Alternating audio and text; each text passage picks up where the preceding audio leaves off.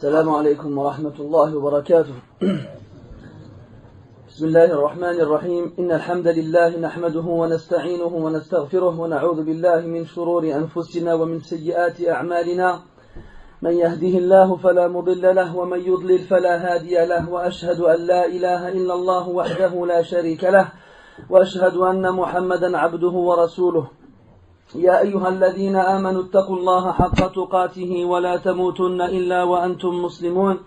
يا أيها الناس اتقوا ربكم الذي خلقكم من نفس واحدة وخلق منها زوجها وبث منهما رجالا كثيرا ونساء، واتقوا الله الذي تساءلون به والأرحام إن الله كان عليكم رقيبا.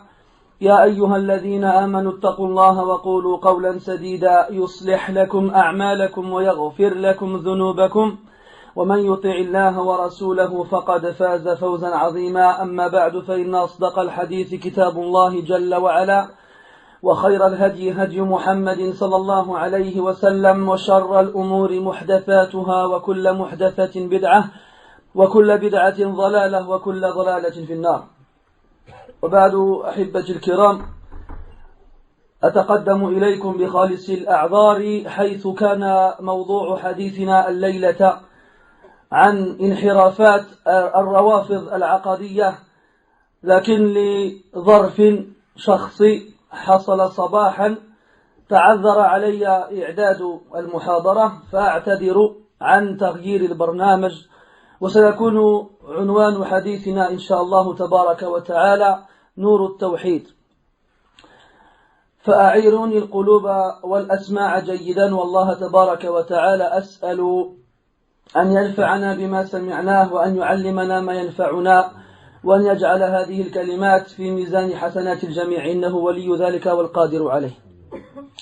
Mes très chers frères, avant toute chose, je tenais à m'excuser car il était prévu que le sujet que nous allions entamer ce soir ensemble concernerait les égarements des Rawafid, des Shia. Cependant, suite à une circonstance indépendante de ma part, il m'a été impossible de préparer correctement le sujet, donc j'ai dû changer de sujet. Et donc je tenais à m'excuser avant toute chose à ce que le programme ait changé. Laquelle, toujours, on va parler ensemble, Inch'Allah, d'un sujet qui nous concerne tous et qui est le plus important. Il s'agit de la lumière de l'unicité, Nur al-Tawhid. فالتوحيد كما هو معلوم من الدين بالضرورة هو توحيد الله تبارك وتعالى، هو إفراد الله عز وجل بالعبادة، هو إفراد الله عز وجل بالعبادة. وما خلق الله تبارك وتعالى الخلق، وما أنزل الكتب، وما أرسل الرسل، وما قامت سوق الجنة والنار إلا لأجل تحقيق هذه الغاية، وهي أن يوحد الله تبارك وتعالى وحده دون سواه. والتوحيد عباد الله نور يقذفه الله تبارك وتعالى في قلوب من يشاء من عباده. والموحد يعيش سعيدا، ليس فوق سعادته سعادة، ولكن لتدرك تلك السعادة لا بد من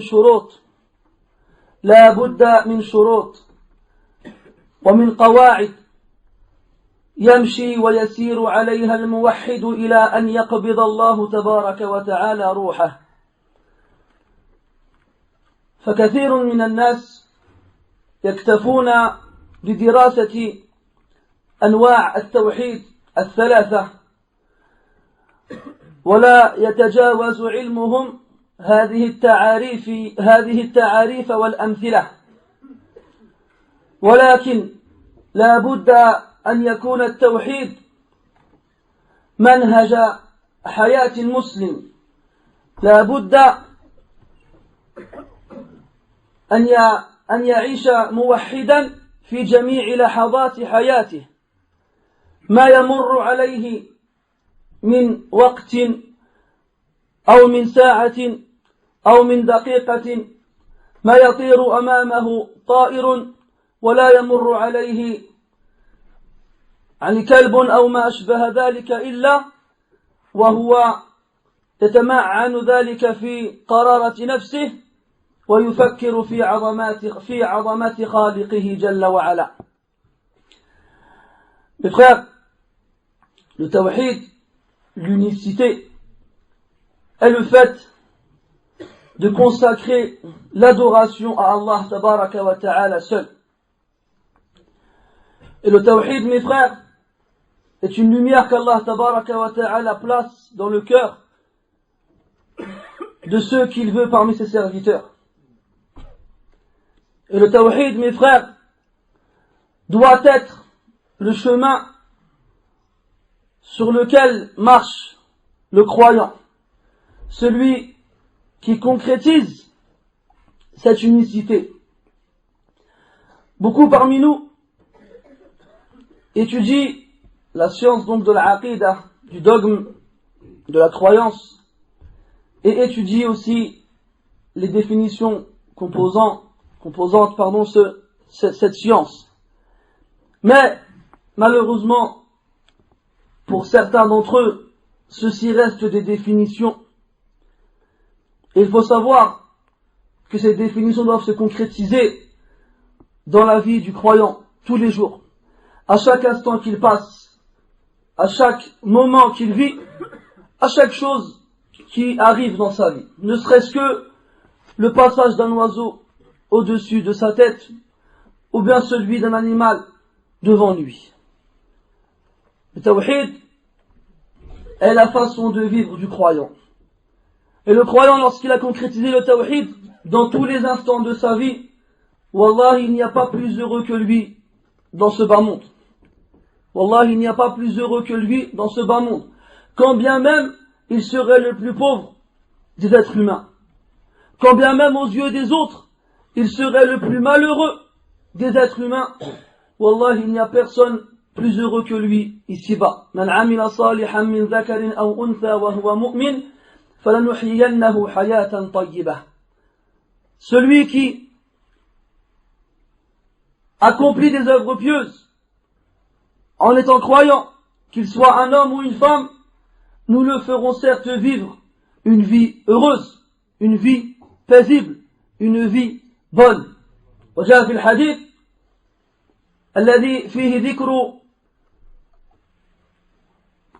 أطيب رجل عاش في هذه الدنيا وهو من أهل النار فيغمس في النار غمسة ثم يقال له هل ذقت نعيما قط هل مر عليك نعيم قط فيقول لا والله ما ذقت نعيما قط ولا مر علي نعيم قط ثم يؤتى بأبأس أهل الدنيا من أهل الجنة فيغمس في الجنة غمسة فيقال له هل ذقت بؤسا قط هل مر عليك بؤس قط فيقول لا والله ما ذقت بؤسا قط ولا مر علي بؤس قط.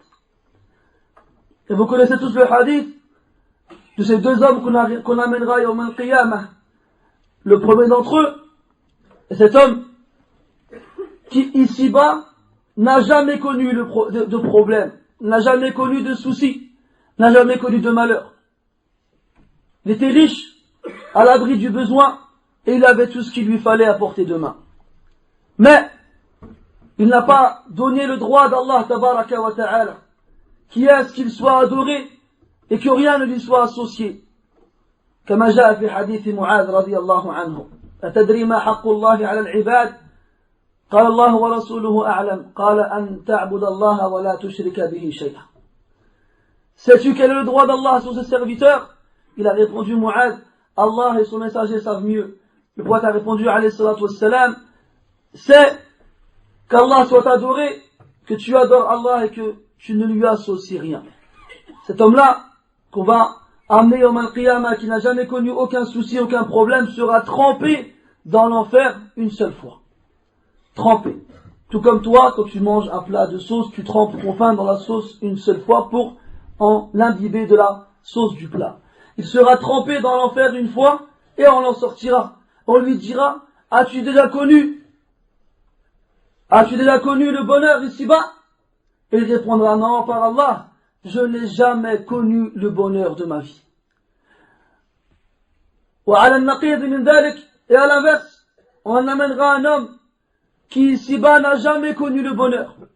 لكن le bonheur al-hissi, يعني le bonheur matériel, le bonheur que tous les gens appellent bonheur, c'est-à-dire avoir une belle maison, un écran plat, un bon canapé en cuir, un frigo américain, j'en passe les d'autres, une belle voiture avec un bon moteur et l'akhirihi. C'est ça que les gens appellent bonheur ici. ولكن هذا يزول ولا يبقى يذهب ويفنى.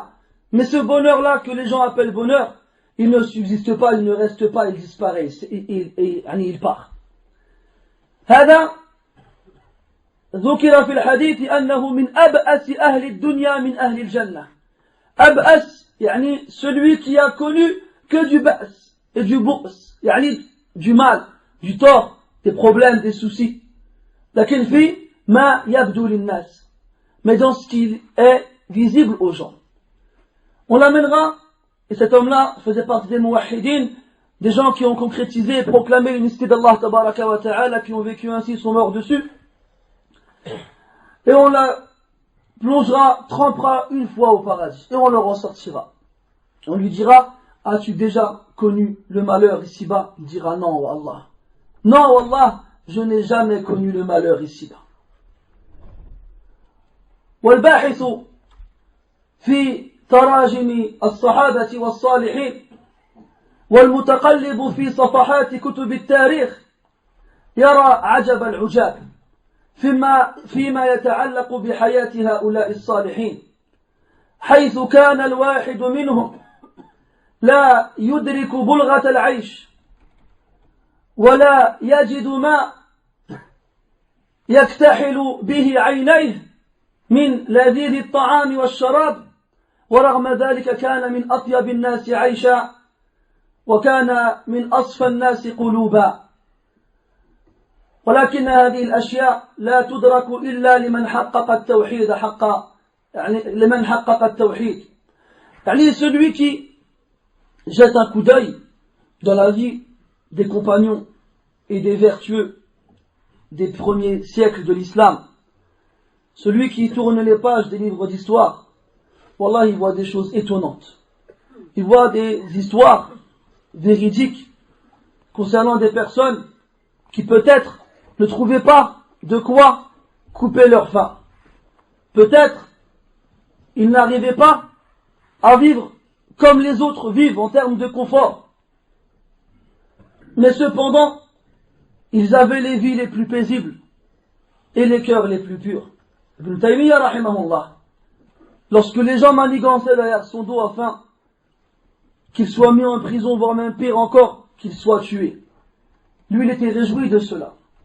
Et il disait que l'emprisonnement pour lui, c'était comme une retraite spirituelle. Que l'exil pour lui, c'était comme du tourisme.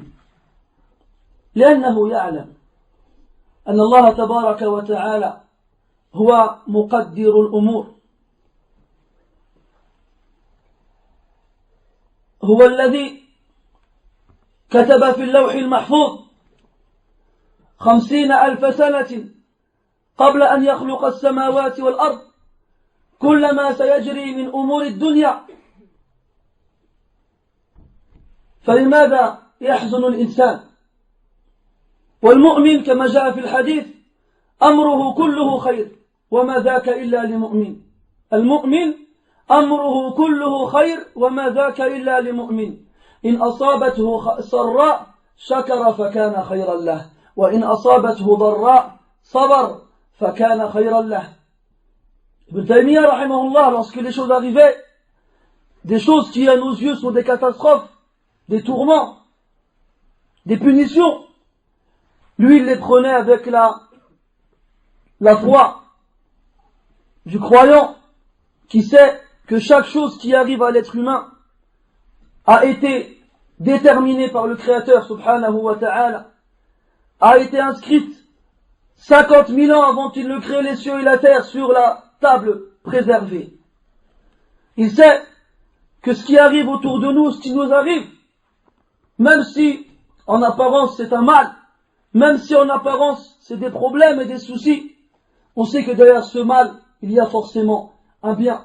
Et on sait que celui qui a écrit cette chose qui nous arrive, c'est celui qui a la sagesse infinie. D'ailleurs, le prophète dit, alayhi salatu wassalam, il y a certes, une source d'étonnement pour l'affaire du croyant. Car tout ce qui lui arrive, pour lui, c'est un bien.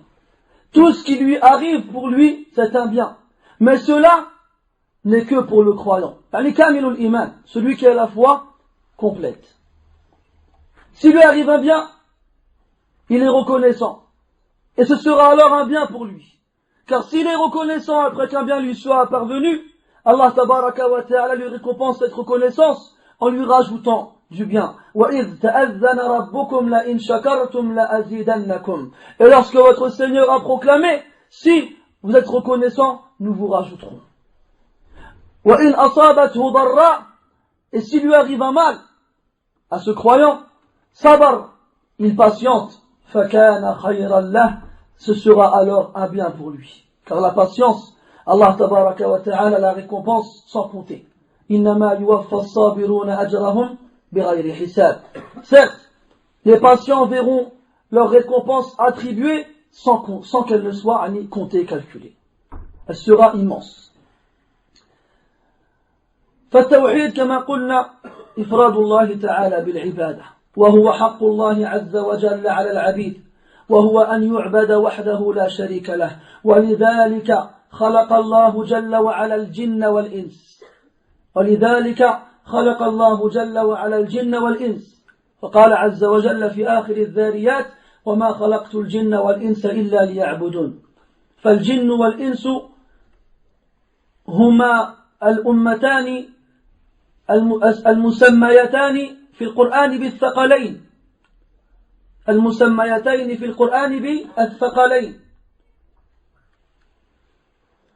لماذا سميتا هكذا؟ لأنهما تحملتا هذه المسؤولية العظيمة التي أبت عن حملها السماوات والأرض والجبال، كما قال عز وجل: إنا عرضنا الأمانة على السماوات والأرض والجبال فأبين أن يحملنها وأشفقن منها وحملها الإنسان إنه كان ظلوما جهولا. ومن باب الفائدة التفسيرية نجد أن الإنس والجن إذا قرن في القرآن غالبا يقدم الجن على الإنس إلا في بعض المواضع. وقضية التقديم والتأخير في آيات القرآن له أهمية وله معنى لا يتأملها إلا العالمون، أو لا يتأملها إلا العالمون. فننظر في سياق هذه الآية التي ذكرت فيها مقارنة الجن والإنس. فمثلا هذه الآية في تحقيق العبادة: وما خلقت الجن والإنس إلا ليعبدون. قال العلماء: قدمت الجن على الإنس لأنهم خلقوا قبلهم، لأن الجن خلقت قبل الإنس، بدليل قوله تبارك وتعالى: ولقد خلقنا الإنسان من صلصال من حمأ مسنون والجان خلقناه من قبل من نار السموم. وفي آية أخرى في سورة النمل قال تعالى: وحشر لسليمان جنوده من الجن والإنس والطير فهم يوزعون. قال العلماء: قدمت الجن على الإنس في هذه الآية لأن الجن أقوى من الإنس وأعظم في هيئته وصفته الخلقية.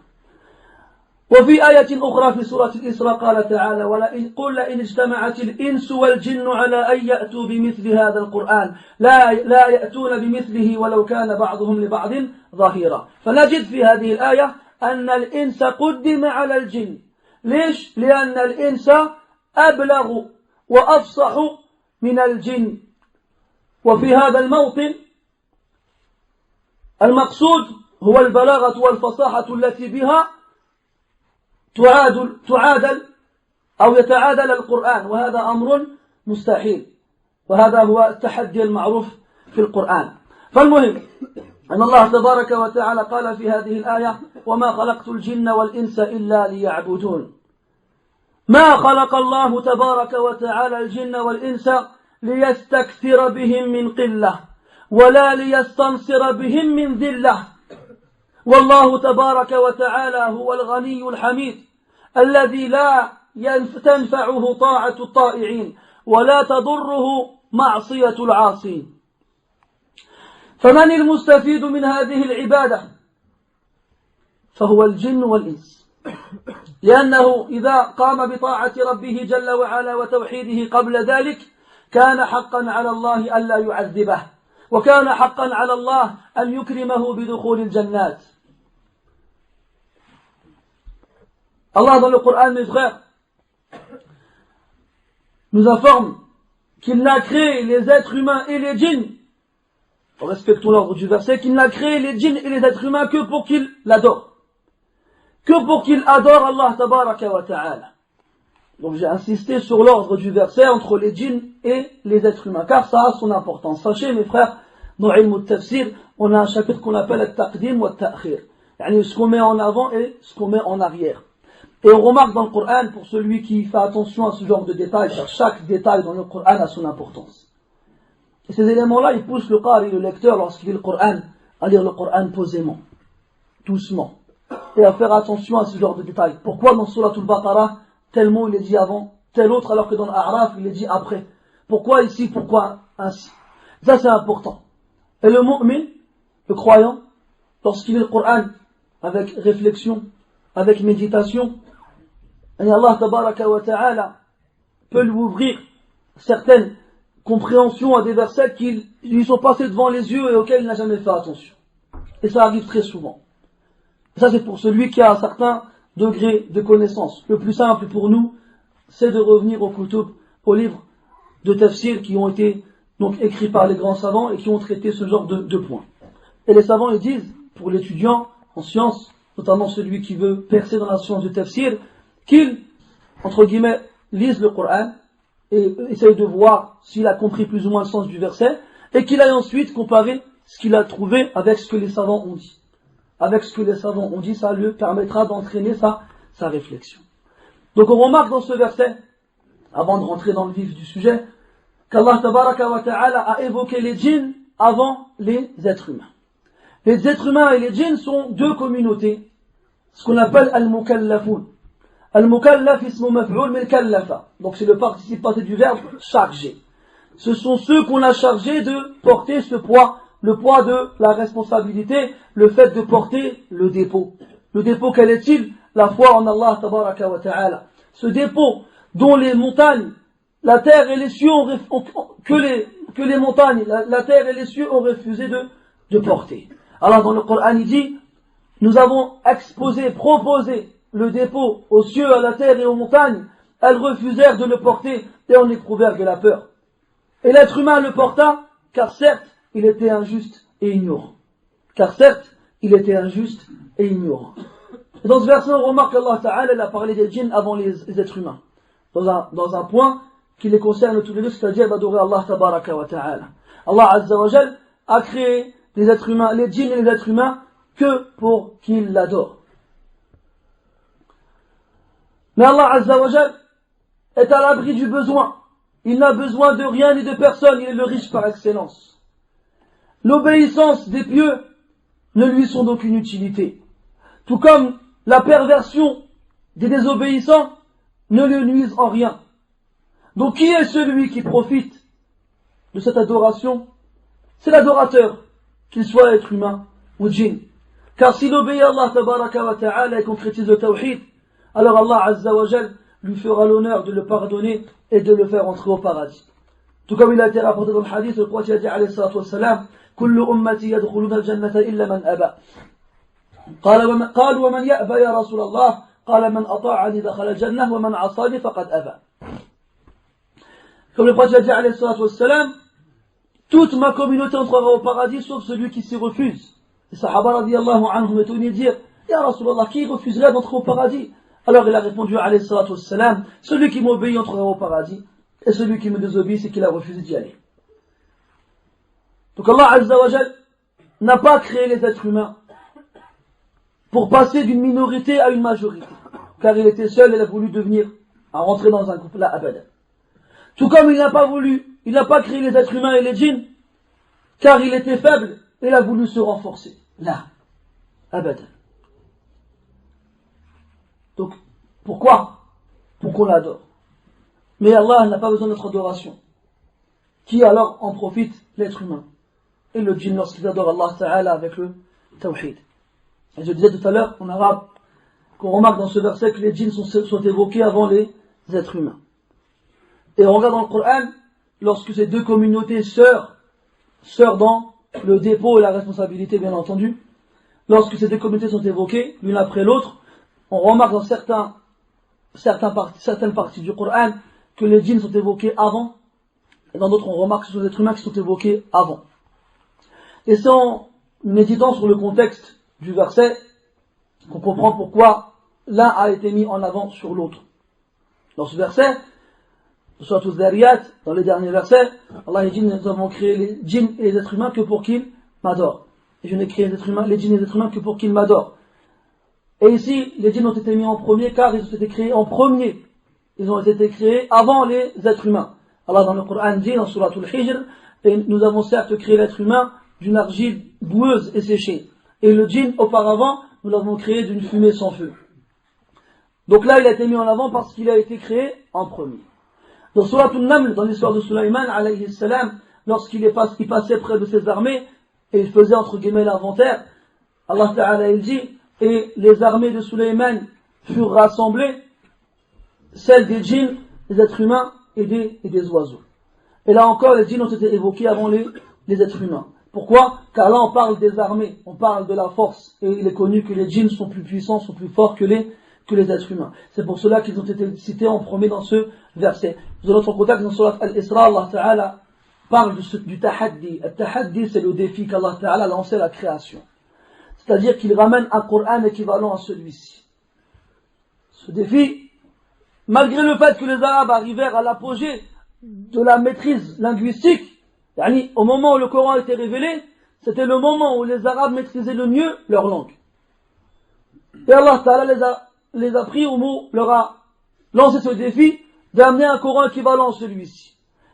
Il leur a dit, si les êtres humains et les djinns se réunissaient afin d'amener un Coran équivalent à celui-ci, ils n'y arriveraient pas, même s'ils se portaient assistance les uns les autres.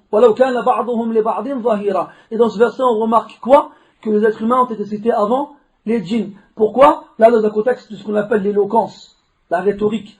Et les êtres humains sont plus éloquents que les djinns et maîtrisent mieux la palabre, le mot, que les djinns. C'est pour cela qu'ils ont donc été mis en avant. Ça, c'est des nuances qu'il est bon de méditer dessus, de s'arrêter dessus dans ce genre de contexte. Et dans le Coran, ça se répète assez souvent.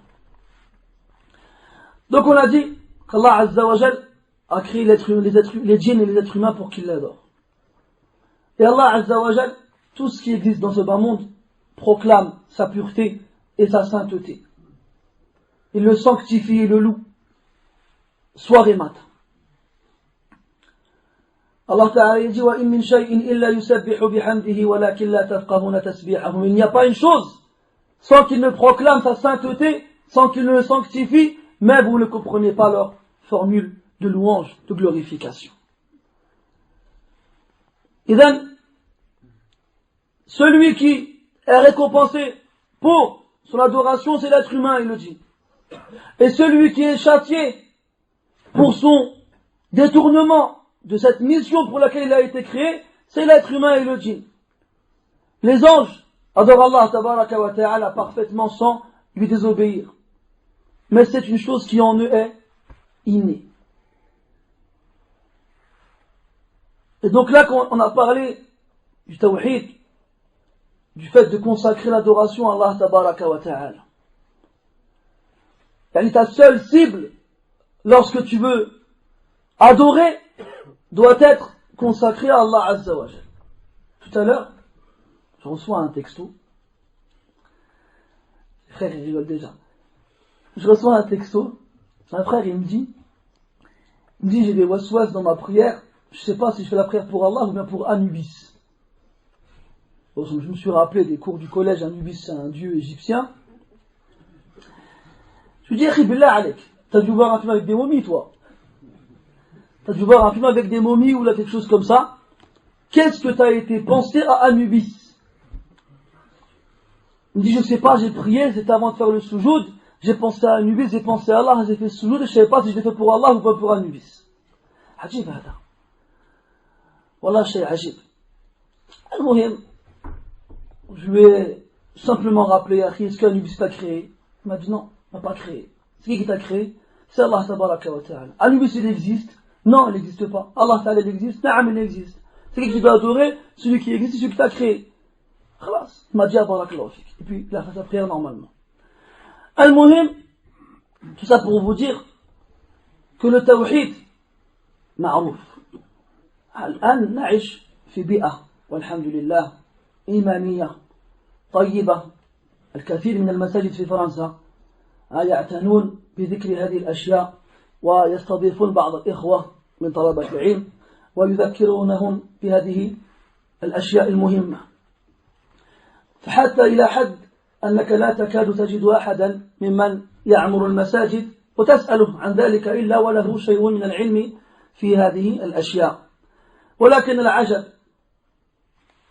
فيما يتعلق بتطبيق هذه المعلومات،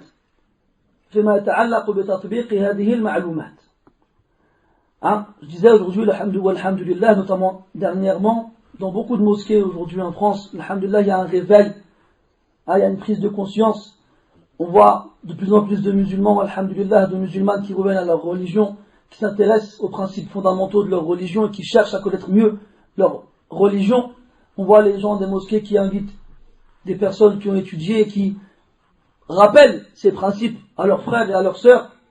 Et on voit, alhamdulillah, les frères qui se serrent et qui s'agglutinent dans les mosquées pour pouvoir enrichir leur base de données. Maintenant, il faut savoir passer de l'étape d'apprentissage à celle de mise en pratique. Passer de l'étape de théorie à celle de mise en pratique.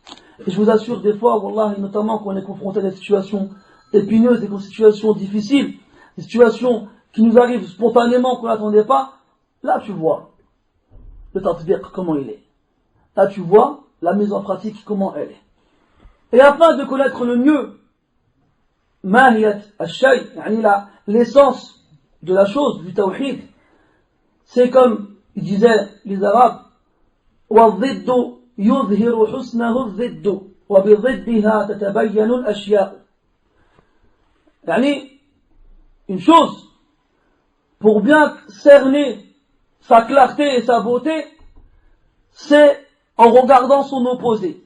C'est en regardant son opposé. Et c'est par les opposés que les choses deviennent claires. C'est par les opposés que les choses deviennent claires. C'est quoi l'opposé du tawhid? Qawluha, shirk. Shirk. Donc l'association, comme on dit en français. Shirk, taswiyatu ghayri Allahi billah, fi shay'in min khasa'is Allah. Taswiyatu ghayri Allahi billah. C'est le fait de mettre au même piédestal, au même degré, à égalité, autre qu'Allah avec Allah, dans une des choses qui est propre à Allah. كما قال تعالى في سورة الشعراء إذ نسويكم برب العالمين إذ نسويكم برب العالمين يرحمك الله. Les gens ils seront en enfer et ils reconnaîtront leurs torts et leurs péchés, et le premier des péchés qu'ils reconnaîtront, c'est d'avoir attribué à Allah un égal et un équivalent, alors qu'Allah tabaraka wa ta'ala dans le Coran في غير موضع أشار إلى كمال ألوهيته وإلى أسمائه الحسنى وصفاته العلى، حيث قال ليس كمثله شيء وهو السميع البصير، وحيث قال تعالى هل تعلم له سميا، وحيث قال جل وعلا ولله المثل الأعلى في السماوات والأرض، وقال سبحانه ولم يكن له كفوا أحد. فأنت تمر على هذه الآية تقرأها ولا تتدبرها ولا تتفكر في معناها، حتى نجد في من ينتسب إلى الإسلام من يصرف العبادة لغير الله، أو شيئا من العبادة لغير الله فهذا الذي صرف شيئا من العبادة لغير الله تبارك وتعالى سوى هذا المعبود بالله تبارك وتعالى. On lit dans le Coran à de nombreuses reprises et dans de nombreux passages qu'Allah Azza wa Jal insiste lourdement et fortement sur le fait qu'il est parfait dans son essence, dans ses noms et ses attributs. Et qu'il n'a aucun associé, aucun équivalent, aucun semblable. Qui ne connaît pas Suratul Ikhlas, le dernier verset وَلَمْ يَكُنْ لَهُ كُفُوًا أَحَدٌ.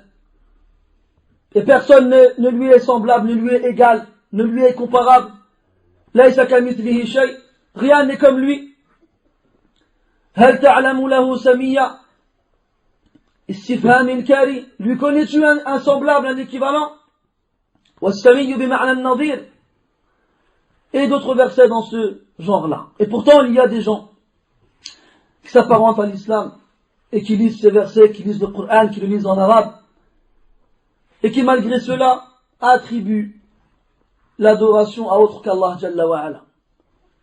Et ils ne savent pas qu'en ayant fait cela, ils ont élevé celui à qui ils ont attribué cette adoration au même degré qu'Allah Jalla wa Ala. C'est pour cela que le shirk, comme قال تعالى إن الشرك لظلم عظيم. Le shirk, c'est certes la pire des injustices. والظلم وضع الأشياء في غير موضعها. والظلم, c'est le fait de mettre les choses à des places qui ne leur reviennent pas. Et quand on adore autre qu'Allah Azza wa Jal, et quand on attribue l'adoration à autre qu'Allah Azza wa Jal, et ben c'est adoré en dehors d'Allah, on l'a élevé à une place qui ne lui revient pas. Qui ne lui revient pas. وغير خاف على أحدكم أن الشرك يترتب عليه مفاسد عظيمة. مفاسد عظيمة. فإن المشرك لا تحل ذبائحه ولا يجوز أن ينكح ولا أن ينكح مسلمة طبعا. وإن مات فلا يغسل ولا يكفن ولا يدفن في مقابر المسلمين ولا يصلى عليه ولا يجوز الترحم عليه. ويوم القيامة يحشر مع المشركين ولا سبيل له إلى اللحوق بالمسلمين ويكون من أهل النار ويخلد فيها إلى أبد الآبدين.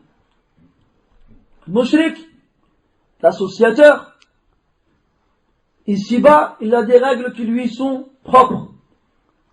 Bien entendu, toujours on le répète et on le rappelle, car c'est important. Ça reste des règles générales.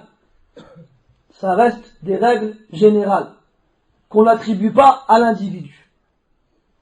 Ne faites pas comme ceux-là qui prennent des règles générales et lorsqu'ils voient des gens dans la rue qui, d'après eux, répondent à ces points-là, vont appliquer sur eux le jugement. Là, il y a entre la règle et son application des étapes, des conditions qui doivent être présentes et des mawani', des obstacles qui doivent être absents. C'est seulement après cela que l'application est possible. Et ce n'est ni toi ni moi qui en sont capables.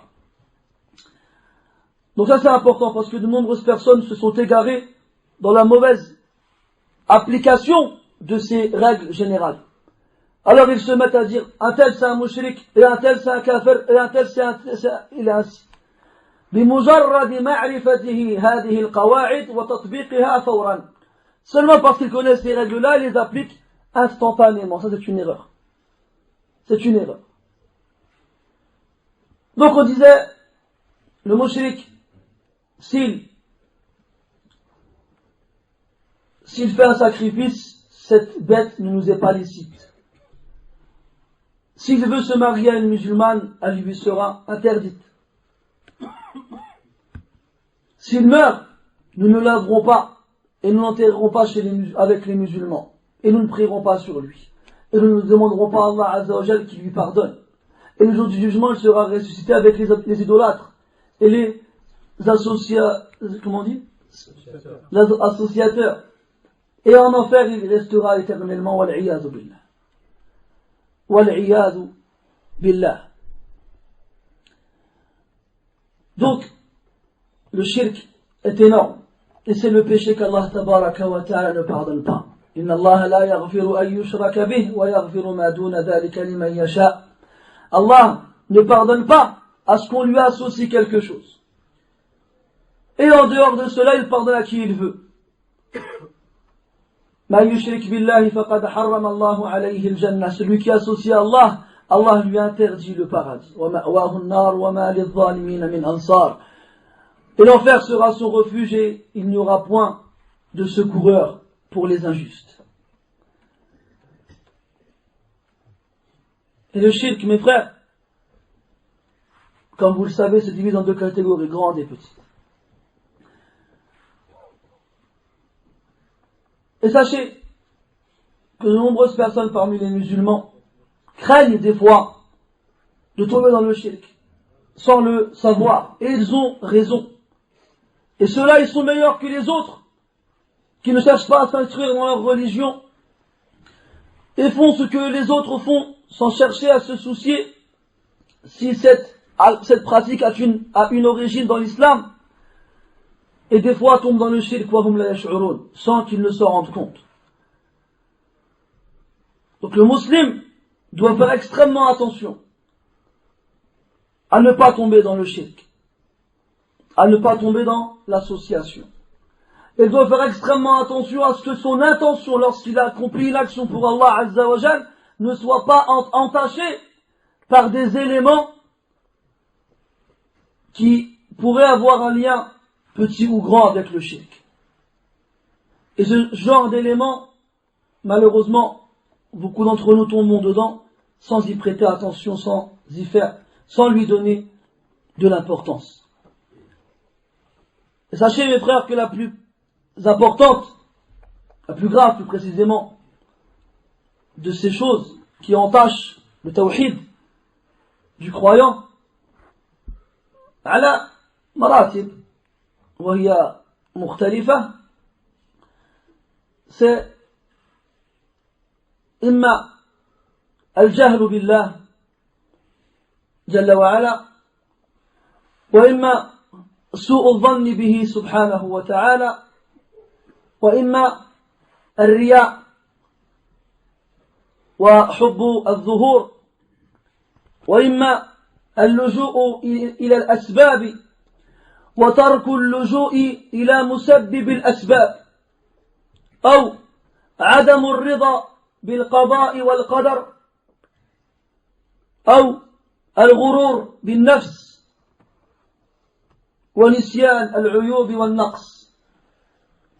فهذه الأشياء المذكورة من غير ترتيب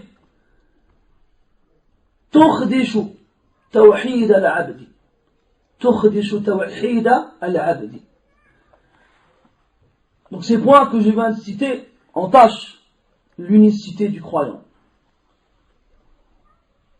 Il n'y a pas réellement un ordre à respecter dans ces points-là, mais il n'y a pas de doute sur le fait que les plus graves dans ces points-là, sur les deux premiers, sont l'ignorance que le serviteur a de son Seigneur. L'ignorance que le serviteur a de son Seigneur. Deuxièmement, su'udhanni billah. Su'udhan, c'est la mauvaise opinion à l'égard d'Allah Jalla wa Ala. Troisièmement, al-riya, c'est l'ostentation, le fait d'aimer se faire voir lorsqu'on adore Allah Azza wa Jalla. Quatrièmement, c'est le fait de revenir vers les causes et d'oublier celui qui provoque les causes.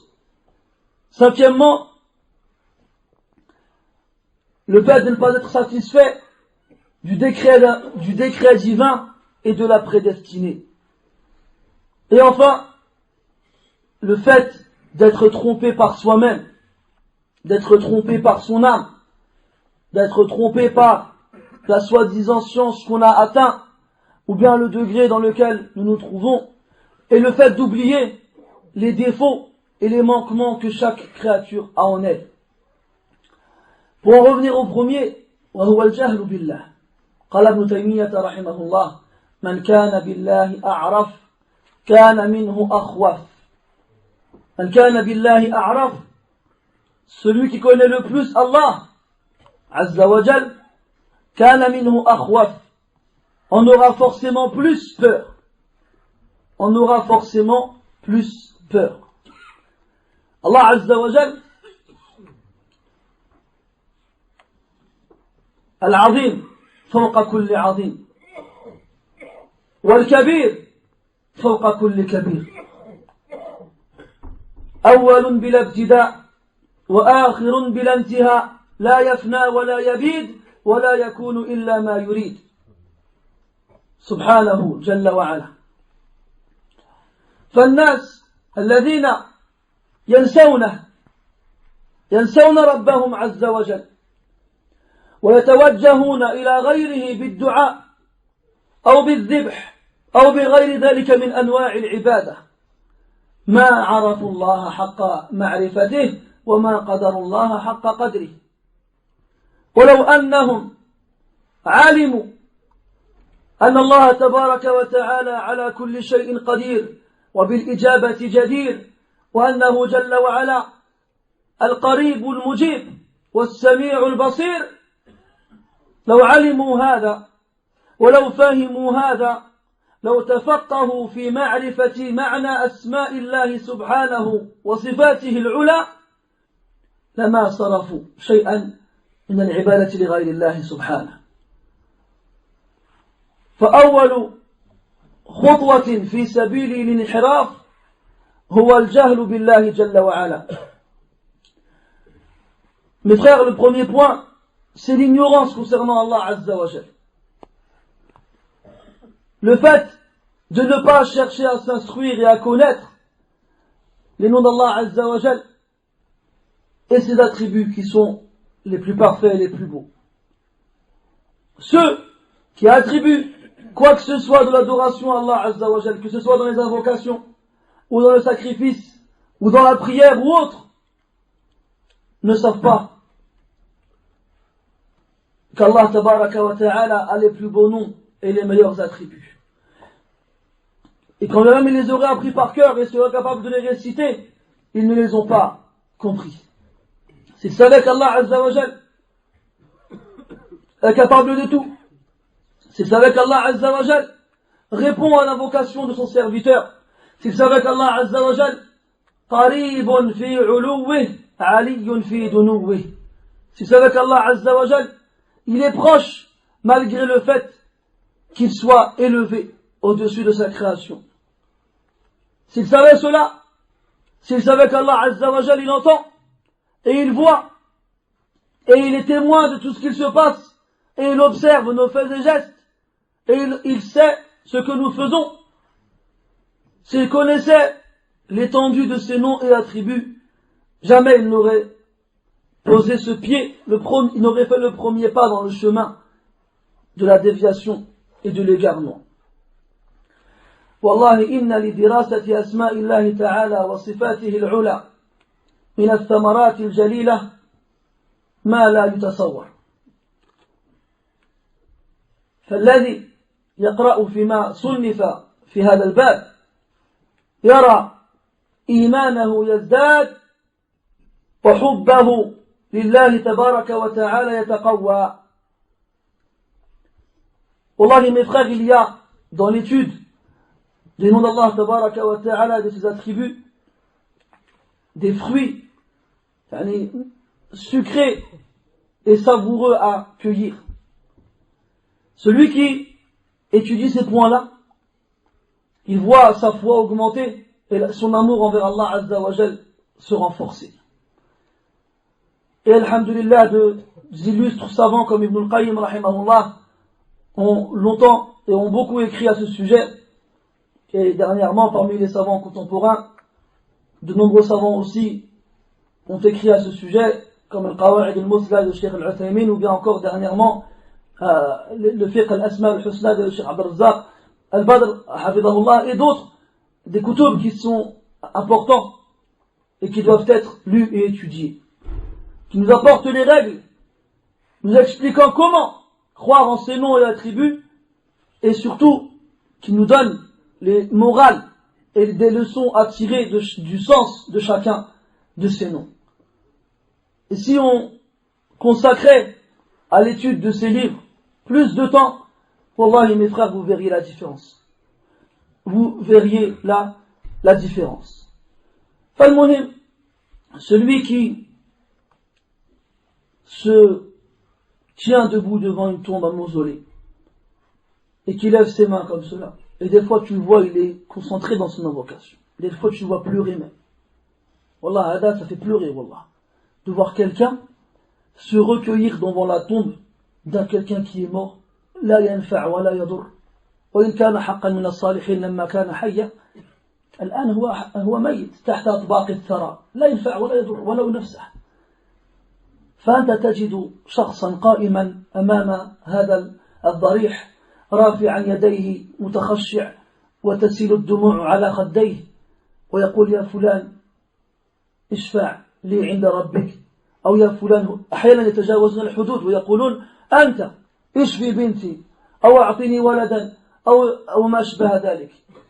والله قلب الموحد يتقطع ألما وحزنا وكمدا لما يرى هذه الأشياء تقع أمام عينيه وهو شبه عاجز على الأمر بالمعروف والنهي عن المنكر أو إلى الله المشتكى. Wallahi, des fois, wallahi, tu vois une personne debout devant une tombe, lever les mains ainsi devant, dans la direction de la tombe, alors que Rubbama la Qibla est derrière lui. Tu le vois lever les mains ainsi et se recueillir dans l'invocation, et il parle à haute voix et il dit il y a un tel. Il s'adresse à la personne qui est enterrée devant lui alors qu'elle est morte. Est-ce qu'elle était pieuse ou pas lorsqu'elle était vivante? Là n'est pas la question. Là actuellement elle est morte. Elle est sous les couches de la terre. Elle n'est en rien utile ou nuisible à qui que ce soit, ne serait-ce qu'à elle-même. Et les gens avec leur ignorance vont vers eux et leur demandent soit qu'ils soient l'intermédiaire entre eux et Allah Azza wa Jal, comme le faisait Quraysh ou al-Mushrikoun fil Jahiliya, comme le faisaient les associateurs dans la période anti-islamique de l'ignorance, ليقربونا إلى الله زلفى ما نعبدهم إلا ليقربونا إلى الله زلفى. Nous ne les adorons qu'afin qu'ils nous rapprochent d'Allah Ta'ala le plus possible. Ils en faisaient des wasa'it, des intermédiaires. Et des fois c'est encore pire. Quand tu le vois lui demander directement au défunt, oh un tel, ma femme est stérile, donne-lui un enfant. Oh un tel, mon fils est malade, guéris-le. Il dépasse les limites à un point où carrément il lui demande à lui directement. Comme Iblis a fait avec les premières générations avant Nuh, alayhi salam. Lorsque les salihin moururent, alors il a apparu à eux en leur disant, érigez-leur, du moins en premier, dessinez-les, afin de ne pas oublier leurs images, afin de ne pas les oublier. Alors ils s'exécutèrent. Et le temps passa et l'ignorance s'installa, et Iblis apparut à nouveau leur dire, les images s'effacent, ériger des statues afin que ce soit plus, que ça reste plus longtemps dans le temps. Alors ils s'exécutèrent. Et le temps passa et l'ignorance s'installa encore plus, jusqu'à ce que Iblis leur fasse croire que c'était des divinités en dehors d'Allah Azza wa Jal, ou bien qu'ils avaient la possibilité d'intercéder en leur faveur auprès d'Allah Azza wa Jal. Et c'est ainsi que l'idolâtrie s'installa dans l'humanité. Et aujourd'hui, 1432 ans après que le prophète sallallahu alayhi wa sallam se soit installé à Médine, on trouve des gens dans des pays musulmans qui font cela. On trouve des gens dans des pays musulmans qui font cela, à cause de leur ignorance en Allah tabaraka wa ta'ala. يذكر أن الشيخ محمد بن عبد الوهاب رحمة الله عليه كان في ساحة الحرم المكي، فرأى رجلا متعلقا بأستار الكعبة قائلا يا الكعبة، يا كعبة الله، يا كعبة الله، يدعو الكعبة. فرآه الشيخ ثم ناداه، قال له يا عبد الله تعال، إني أريد أن أقرأ القرآن فخذ المصحف وصحح قراءتي. فجلس الرجل وأخذ المصحف فقال الشيخ لإيلاف قريش إيلافهم رحلة الشتاء والصيف فليعبدوا هذا البيت. فقال الرجل لا، فليعبدوا رب هذا البيت. عفوا، فليعبدوا هذا البيت. أعادها مرة أخرى يعني الشيخ.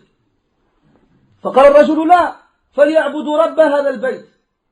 فقال الشيخ معذرة، فليعبدوا هذا البيت. فاستغضب الرجل، قال يا سبحان الله، ألم تعرف القراءة؟ انظر، فليعبدوا رب هذا البيت. فقال الشيخ يا سبحان الله، أنت متعلق بأستار الكعبة قائلا يا كعبة الله يا كعبة الله، والآن تغضب لما نسيت هذه الكلمة. أينا أحق بالعتاب؟ On rapporte que Cheikh l'Islam Mohammed ibn Abdel Wahhab rahmatullahi alayhi était dans la place de la Kaaba. Il a vu un homme accroché au, comment on dit, au rideau. المهم au-dessus de la Kaaba,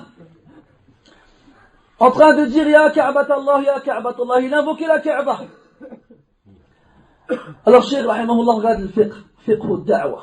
Ça c'est une science qu'Allah Ta'ala il en a qui veut pour ses serviteurs. وَمَنْ يُؤْتَ الْحِكْمَةَ فَقَدْ أُوتِيَ خَيْرًا كَثِيرًا. Celui à qui Allah donne la sagesse, il lui a certes donné un énorme bien. Regarde l'intelligence du Cheikh rahimahullah.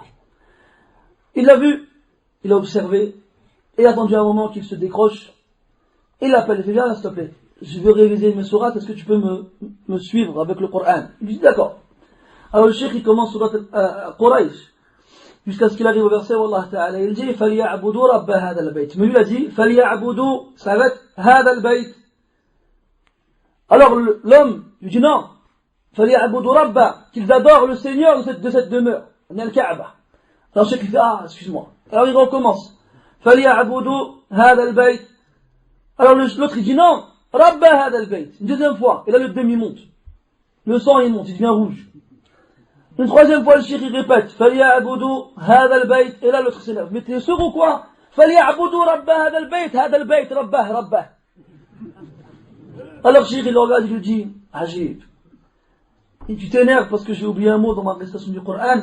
Et toi, depuis tout à l'heure, tu as accroché la Kaaba en invoquant la Kaaba. C'est qui de nous deux qui doit plus être, à qui on doit le plus faire de reproches qu'à l'autre? Et là, l'homme il a compris. L'homme il a compris. Donc ça c'est du jahl. Du jahl حتى يذكر الشيخ محمد أمان رحمة الله عليه يقول أنه لا ننسى لا أذكر هل كان هذا عن شخصه أو عن غيره. المهم كان أحد المشايخ جالسا أمام الكعبة فرأى رجلا يطوف بالكعبة وهو رافعا يديه قائل وهو يرفع يديه يقول يا محمد يا رسول الله يا محمد يا رسول الله. فطاف شوطا ثم رجع أمام الشيخ فناداه يا عبد الله تعال لو سمحت تعال. فأتاه الرجل فقال الشيخ يا أخي لماذا تدعو رسول الله؟ رسول الله مات لا ينفعك ولا يضرك. ادعو الله، أنت في الكعبة في المسجد الحرام، ادعو الله عز وجل ولله الأسماء الحسنى فادعوه بها وهو القادر على الإجابة وهو القادر على أن ينفعك إلى آخره. فقنعه فانصرف الرجل وهو يقول يا الله يا رحمن يا رحيم. وبعد أيام نفس الأمر، الشيخ جالس في ساحة الكعبة ونفس الرجل يطوف وإذ به يقول يا محمد يا رسول الله. فاستعجب الشيخ قال عجيب هذا ما يسمع ما يفهم. فناداه مرة أخرى يا عبد الله هل نسيت ما أوصيتك به أمس أو قبل أيام؟ قال يا أنت دعني وطاولك، قلت لما أدعو محمد يأتيني ما أريد وإذ بي لما أخذت وصيتك لا يأتيني ما أريد. ثم انصرف وولى الدبر والله المستعان. Une autre anecdote que Cheikh Mohammed y raconte, rahimahullah, Mohammed Aman al-Jami, rahmatullah alayhi, il disait qu'il y avait un cheikh qui était devant la Kaaba. Il a vu un homme qui faisait tawaf. Et en tawaf, il disait Ya Muhammad, Ya Rasulallah. Alors, le cheikh lui entend, il tabah l'homme, fait attention à lui. Mais l'autre est déjà parti, il a fait son tour. Alors quand il revient, il l'appelle. Il dit Abdallah, viens voir.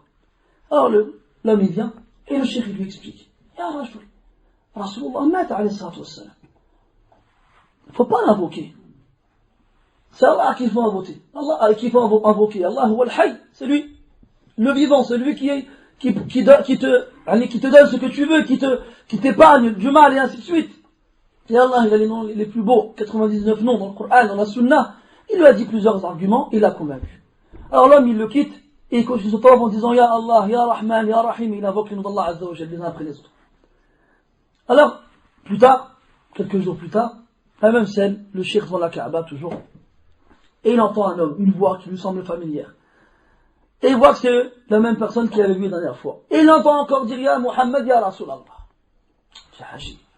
Viens Mohamed, viens Abdallah, viens. T'as oublié ce que je t'ai dit la dernière fois ou quoi? Il dit, ah c'est bon toi, laisse-moi. Avant quand je disais à Mohamed et Rasulallah, il m'arrivait ce que je voulais, et depuis que je dis ce que tu m'as dit, il m'arrive plus rien du tout. Et il part. وهكذا غر الشيطان عبدا آخر. Et c'est ainsi que le shaitan a trompé quelqu'un d'autre. Et les histoires, elles sont nombreuses, mes frères. Des histoires qui montrent l'ignorance que les musulmans ont d'Allah Azza wa Jalla. Et ça, c'est une des pires catastrophes qu'on vit et qu'on voit avec nos yeux. D'où l'importance de réitérer, de répéter ces choses-là sans se lasser. Sans se lasser, de ne pas faire comme certains qui viennent nous dire ouais, c'est bon, l'aqidah, on en a marre, on l'apprend en 10 minutes et c'est fini. On l'apprend en 10 minutes et puis c'est fini. Et d'autres qui viennent nous dire la aqidah, c'est pas ça qui va c'est pas ça qui va faire avancer l'islam. Ils nous reprochent de parler d'aqidah et ils nous disent que ce n'est pas ça qui va faire avancer l'islam. Mais c'est quoi qui va faire avancer les musulmans? C'est leur aqidah. Quand à Badr, les Sahaba radiyallahu anhum étaient 300 et quelques, et qu'ils ont face à eux une armée de 1000 et quelques ennemis, quand la aqidah prenait toute la place de leur cœur, est-ce qu'ils ont connu la défaite? Là. Abadan. Et vous voyez par la suite l'empire islamique qui s'étend de l'Orient à l'Occident et qui n'a jamais été égalé auparavant dans l'humanité ni après. Des bergers qui gardaient les moutons et les chameaux, ils devinrent les maîtres du monde. Par eux-mêmes? Là. Par Allah tabaraka wa ta'ala. Et on est combien aujourd'hui? 2 milliards. Finkum. Ya muslimoun. Où êtes-vous? Un tel il est occupé à adorer Sidi Foulan dans son pays, et l'autre il est occupé à adorer Sidi Foulan dans son pays, et chacun il est occupé à adorer les Sadat de son pays.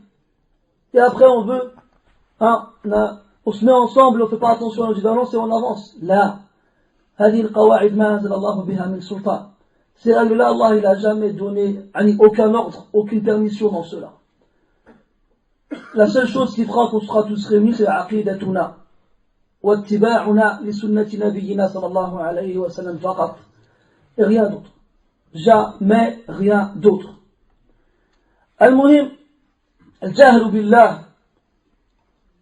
le fait d'ignorer Allah Azza wa Jal, le fait d'ignorer Allah subhanahu wa ta'ala, comment il s'est nommé et décrit dans le Coran, et à travers le prophète sallallahu alayhi wa sallam dans la Sunnah, c'est une des pires causes qui amènent au shirk. La seconde, on a dit, c'est su'u dhann billah. Su'u dhann, c'est la mauvaise opinion d'Allah Azza wa Jal. Et beaucoup des musulmans sont éprouvés par cela. Ils n'ont pas une bonne opinion d'Allah Jalla wa ala. Et ça, c'est une des pires choses.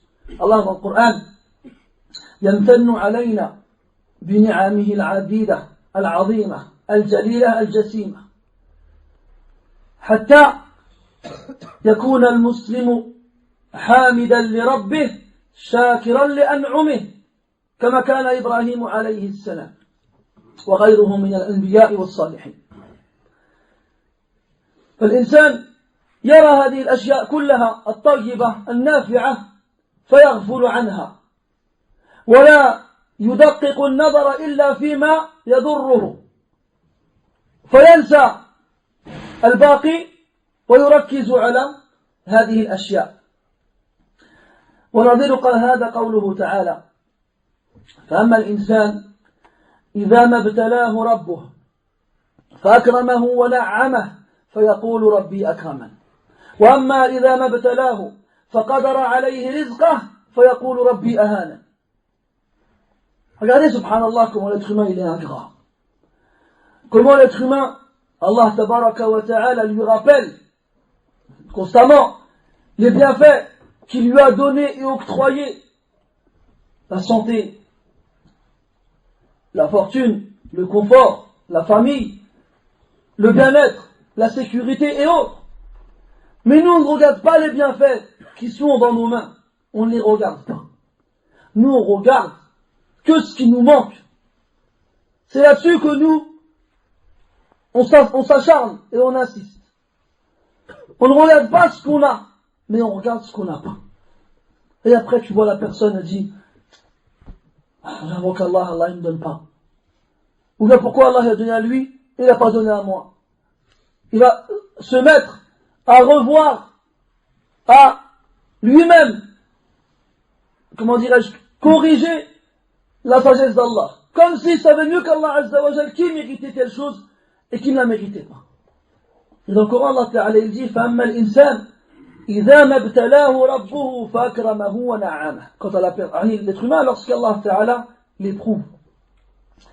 Et ça, c'est bon à savoir, parce que beaucoup d'entre nous, on croit que l'épreuve, c'est que le mal. Beaucoup de frères, ils viennent te voir et te disent ouais, Akhi, j'ai peur, Allah, il ne m'éprouve pas. Comment tu sais? Il me dit ouais, mais il m'arrive jamais de problème. Je dis et alors? L'épreuve, ce n'est pas forcément que des problèmes. Allah, il appelle le bala, dans le Coran, Hassan, وَنَبْلُوكُمْ بِالشَّرِّ وَالْخَيْرِ فِتْنَةً وَنَبْلُوكُمْ بِالشَّرِّ وَالْخَيْرِ فِتْنَةً. Et nous vous éprouverons par le mal et par le bien en épreuve. Et Sulayman alayhi salam, lorsqu'il a appelé ses ministres à lui ramener le trône de Belkhaïs, la reine de Saba. Donc, al-Ifrit, قال عفريت من الجن أنا آتيك به قبل أن تقوم من مقامك وإني عليه لقوي أمين. قال الذي عنده علم من الكتاب أنا آتيك به قبل أن يرتد إليك طرفك. فلما رآه مستقرا عنده قال هذا من فضل ربي ليبلوني أأشكر أم أكفر. ليبلوني أأشكر أم أكفر. Sulayman alayhi salam demande à ses ministres, à ses wuzara, ceux qui sont proches de lui, qui parmi vous me ramène son trône avant qu'il n'arrive, parce qu'il était sur le chemin. Alors un Ifrit, un djinn, qawi, très fort, il dit moi je te le ramène avant que tu n'aies le temps de te lever. Et je suis certes là-dessus, sur ce point-là, fort et digne de confiance. Tu peux me croire, j'en suis capable. قال الذي عنده علم من الكتاب, un de ceux qui étaient là, qui avait une science du livre, il connaissait le nom d'Allah Ta'ala le plus grand, Ismullah al-A'zam. Comme قال المفسرون. Donc, il a dit, moi, je te l'amène avant que tu aies le temps de cligner de l'œil. Alors il cligne de l'œil et il le voit, le trône de Belkhaïs devant lui. Qu'est-ce qu'il dit? هذا من فضل ربي. Ceci, c'est la grâce de mon Seigneur. ليبلوني أأشكر أم أكفر. Avec laquelle, cette grâce, il m'éprouve, afin de savoir si je vais être reconnaissant ou ingrat. هذا نوع من البلاء. أو هذا بلاء. Ça, c'est une épreuve. Donc ne crois pas, Akhi, quand tu es dans ton canapé cuir qui fait 6 mètres sur 3, devant ton plasma qui fait 6 mètres sur 3, dans ton salon qui fait toute la salle de la prière, Allah il va pas éprouver. Si, il t'a éprouvé avec la richesse, et il t'a éprouvé avec la santé, et il t'a éprouvé avec la sécurité, et il t'a éprouvé avec le bien-être. Kullu hadha bala. Pour voir si tu es reconnaissant. Pour voir si tu es reconnaissant. On a demandé à l'imam Ahmad rahimahullah, est-ce que quelqu'un il peut être zahid avec 1000 dinars? Zahid yani asset. الزهد قالوا ترك ما لا ينفع في الدنيا. هكذا عرفوه. ترك ما لا ينفع في الدنيا. الزهد, ils appellent ça en français l'ascétisme. C'est le fait de délaisser ce qui n'était pas utile ici-bas. Donc nous, directement, on a en tête quelqu'un qui a une djellaba en laine, maigre, les joues enfoncées, qui vit dans une petite cabane et qui boit un peu d'eau et mange un peu de dattes. Alors on demande à l'imam Ahmad, est-ce que quelqu'un qui a 1000 dinars, un dinar c'est une pièce d'or, il peut être zahid, il peut être ascète? Il a répondu oui. Il a dit oui lorsqu'il aura donné le droit de ses 1000 dinars. C'est-à-dire 25. Enfin, c'est ça qui vaut, bien entendu, au poids demandé pour l'or. Al-Muhim, à partir du moment où il aura donné le haqq de cet argent, il sera zahid. Al-Muhim, toi, ya akhi, qui vis dans Al-Na'im, faut dire le haqq. Tu vis dans le Na'im. Wallah, une fois, je regardais un reportage. C'était en Mauritanie, mais vraiment dans le sud de la Mauritanie, dans une petite contrée, un petit village, où leur puits s'est asséché. Un petit village d'une centaine de personnes. Ils ont fait venir un sourcier, pas un sorcier, un sourcier. C'est le mec qui vient avec sa branche là, comme ça, pour chercher des puits dans les nappes phréatiques. Ils vont me dire, ouais, il parle du cheikh, ça non. Alors il est venu, il a cherché, il n'a pas trouvé. Pendant des semaines. Et tu vois, les gens commencent à faire leur bagage pour partir. Chercher une ville où il y a de l'eau. Et, à un moment, il trouve. Il dit là, il y a de l'eau. Alors ils font venir la foreuse, et ils creusent. Et ils creusent, et ils creusent, et ils creusent. Bon, très très profond. Toujours pas d'eau. Et subhanallah, regarde, c'est agile. Tu vas comprendre après. Il y avait les gens, tous les gens du village, ils étaient autour du trou, à attendre désespérément une goutte qui sort. Et jusqu'à, ils se sont dit, c'est pas la peine, il s'est trompé, il n'y a pas d'eau ici, laisse tomber, on va partir. Et à un moment, un grand boom, et tu vois ça jaillit, une trompe d'eau qui jaillit de la terre, et qui tombe donc partout, et tout le monde est heureux, tu vois les enfants, ils courent partout, ils chantent, ils dansent, les mamans aussi qui chantent et qui dansent, c'était la fête au village. C'était pas voulu.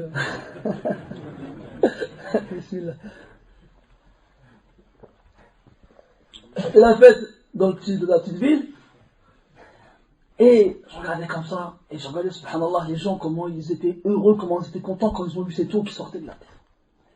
Et subhanallah, donc il y avait la télé comme ça, et dans mon angle, dans mon champ de vision, juste derrière, je voyais le robinet de la cuisine qui goûtait. Plac, plac, plac. Je dis Allahu Akbar. Je regarde comment les gens ils sont dans certains pays qui sont pas très loin de nous. La Mauritanie, c'est pas loin chez nous. Hein? C'est collé au Maroc, à l'Algérie et d'autres pays. C'est nos pays, ces pays-là. Oulala. Eh ben, il y a des gens là-bas. S'il n'y a pas d'eau chez eux, la vie, elle s'arrête. Et quand l'eau, elle sort, c'est le plus beau jour de leur vie. Toi, tu viens, tu parles avec les frères à Beit Lourdo, t'ouvres à fond, ouais, t'as vu hier le truc ce qui est arrivé, tu te laves les mains, et l'eau, elle tombe, les litres ils partent. Ah, ouais, t'as malak, shahna. Toi, t'es pas là. Les litres d'eau, ils partent. Mais cette ni'ma qui est devant toi, cette eau qui coule, rien qu'en tournant un robinet. Attends, t'as le robinet d'eau chaude. Demande aux frères qui ont été au Yémen, tu vas voir. Quand ils partaient tous les jours avec des gros bidons de 10 litres pour aller chercher de l'eau au fin fond, pour aller chercher dans la source de l'eau, qui vont aller réchauffer pour pouvoir prendre une douche. Toi, la douche, tu la prends en 10 minutes. Eux, à 1 heure, hein, pour aller chercher l'eau. Et ces choses-là, si on ne les dit pas, on s'en rend pas compte. Là, on est là, dans notre confort, dans notre vie de tous les jours. Et le jour où tu rentres chez toi et tu te trouves accroché sur la porte, coupure d'eau le 12 janvier de 14h à 16h, quoi? Ça y est, tu vas mourir. Ah, je dis, ça y est, Allah il m'a éprouvé. هذه هي الفتنة, c'est ça le bala, انتما تعرفوا غير le bala. C'est celle-là l'épreuve chez nous. C'est quoi l'épreuve chez nous? Al-Muhim, je me suis égaré, excusez-moi. Donc je reviens vers ce surat al-Fajr, Allah Ta'ala dit فَأَمَّا الْإِنسَانُ إِذَا مَا ابْتَلَاهُ رَبُّهُ فَأَكْرَمَهُ وَنَعَّمَهُ فَيَقُولُ رَبِّي أَكْرَمَنِ. L'être humain, quand Allah il lui donne de ses bienfaits, il les reconnaît, il les voit, il dit Allah il m'a fait honneur, Allah il m'a honoré en me donnant cela. وَأَمَّا إِذَا مَا ابْتَلَاهُ, et lorsqu'il l'éprouve, et là c'est l'autre épreuve. C'est l'épreuve de la privation, quand on lui enlève des choses qu'il aime. فَقَدَرَ عَلَيْهِ رِزْقَهُ, فَقَدَرَ عَلَيْهِ رِزْقَهُ, يعني lui mesure la proportion qui lui est destinée. Bima'na, il lui enlève ce qu'il avait l'habitude d'avoir. فَقَدَرَ عَلَيْهِ رِزْقَهُ فَيَقُولُ رَبِّي أَهَانًا. Ah ça y est, Allah il m'a fait du tort. هذا سوء ظن بالله جل وعلا. Dire ça, c'est avoir une mauvaise opinion d'Allah subhanahu wa ta'ala. Et très souvent les gens qui se retournent vers l'amwat, على زعمهم الأولياء, ils ont du سوء ظن بالله عز وجل. والشيطان سول لهم وزين لهم أعمالهم. le shaitan il les a trompés et il leur a embelli leurs actions. Et tu les vois, mathalan, ça arrive qu'ils envoient un djinn dans l'utérus de la femme qui le bloque et qui fait qu'elle n'a pas d'enfant. Alors lui invoque Allah, et rien. Jusqu'à ce qu'il désespère. Il va voir le wali Foulan, il dit ya Foulan, inna mra'ati aqir fahabli waladan. Et là le shaitan il lâche l'utérus de la femme, et là elle tombe enceinte. Et là il se dit ah ça marche avec lui. Ça marchait pas avec Allah, et là ça marche avec lui. وهذا لفرط جهله فيترك دعاء ربه جل وعلا ويتوجه بالدعاء لغيره سبحانه. Et celui-là, à cause de son extrême ignorance et de sa mauvaise opinion envers son Seigneur, il va délaisser l'invocation d'Allah Azza wa Jalla et il va se consacrer à autre que lui. Et le prophète dit alayhi salatu wassalam, la yamutanna ahadukum illa wa huwa yuhsinu dhanna billah. Que personne d'entre vous ne meure sans qu'il n'ait une bonne opinion d'Allah Azza wa Jalla. Les salafs, ils avaient comme habitude, lorsqu'ils allaient visiter quelqu'un qui était en train d'agoniser, ils lui rappelaient ses bonnes actions. Ils lui rappelaient le bien qu'il a fait afin qu'il ait une bonne opinion d'Allah Azza wa Jalla en mourant. Car le prophète dit alayhi salatu wassalam, man ahabba liqa Allah, ahabba Allahu liqa'ahu, man kariha liqa Allah, kariha Allahu liqa'ah. Car le prophète dit alayhi salatu wassalam, celui qui aime à rencontrer Allah, Allah il aime à le rencontrer. Et celui qui déteste à rencontrer Allah, Allah il déteste à le rencontrer. Et ça, c'est lorsque l'ange de la mort vient recueillir ton âme. Si tu vois les anges de la miséricorde, alors tu sais qu'Allah va te faire honneur, alors tu aimes à rencontrer Allah. Et là Allah il aime à te rencontrer. Et vice versa, si tu vois les anges du châtiment, alors tu as peur et tu répugnes à rencontrer Allah et Allah Ta'ala répugne aussi à te rencontrer. On trouve aussi des gens qui se basent sur des asbab, sur les causes, et ils oublient celui qui provoque ces causes. Hein? Les gens qui disent non, comme on entend aujourd'hui beaucoup qui disent c'est pas la peine de passer autant de temps à la mosquée, hein, il faut travailler, il faut être utile pour la société, il faut être indépendant, il ne faut pas être une charge pour la communauté, et ainsi de suite. C'est vrai que c'est des paroles qui ne sont pas fausses complètement si elles n'étaient pas dans ce contexte. Parce que eux se servent de ça comme excuse pour dire ما نحتاج العبادة. Alors, c'est pas la peine d'adorer Allah Azza wa Jalla. Alors, il travaille, il fait un travail ici, un travail là-bas, et il amasse de l'argent, il a sa fortune qui s'agrandit, et il croit que la cause de ce bien qui lui arrive, ben c'est lui, et ses efforts. C'est-à-dire qu'il se base sur la cause et il oublie celui qui lui a permis de réaliser cela. C'est vrai qu'on a à l'inverse les gens qui font rien et qui attendent que tout tombe du ciel. Ça c'est un autre extrême. Mais on a tendance à oublier l'autre extrême. Ces gens qui disent, écoute, moi je travaille, je fais ma vie, j'achète ma maison, ma voiture, je peins les murs, et ainsi de suite, et j'ai droit, je ne suis que le seul responsable de cela. Ça nous rappelle Qarun. إن قارون كان من قوم موسى فبغى عليهم وآتيناه من الكنوز ما إن مفاتحه لتنوء بالعصبة أولي القوة إذ قال له قومه لا تفرح إن الله لا يحب الفرحين إلى أن قال إنما أوتيته على علم عندي. Qarun il avait des trésors immenses, inestimables. Et les gens lui ont dit, fais attention, ne sois pas trop joyeux.